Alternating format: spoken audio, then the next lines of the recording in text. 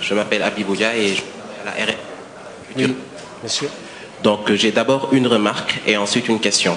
Oui. Vous avez salué le comportement professionnel des forces de l'ordre qui ont contribué de manière importante à la réussite du processus. Oui. Alors impliqués dans la réprobation de beaucoup de manifestations de candidats et ils sont aussi impliqués dans la mort de certains manifestants. Et la question elle est relative à l'effet de vos recommandations.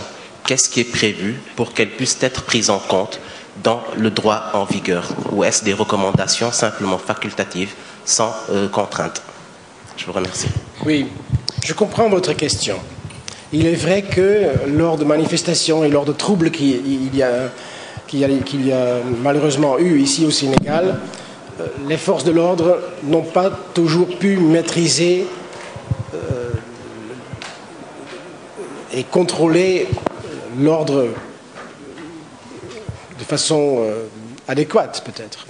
Ceci dit, mis à part ces cas isolés et très peu fréquents, en fin de compte, les forces de l'ordre ont bien encadré les presque 12 000 bureaux de vote, la sécurisation des bulletins de vote.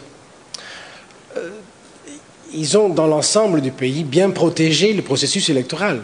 Il faut le reconnaître, même si, je vous concède, on peut débattre de l'attitude des forces de l'ordre par certains moments.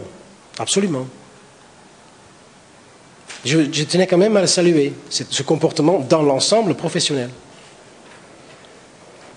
Les recommandations, évidemment, c'est le Sénégal qui est souverain et qui décide ce que le pays veut faire de nos recommandations ou pas.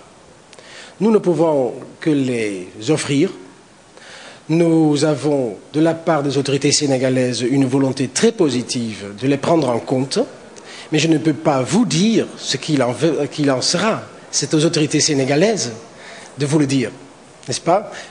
Nous offrons notre coopération pour, par exemple, ce qui est unique quand même, dans le cas d'une mission d'observation, cette session technique avec les autorités même cet après-midi, c'est ce qui laisse augurer quand même une prise en compte très sérieuse de nos recommandations. Encore une fois, c'est au Sénégal de faire de ces recommandations ce qu'il veut.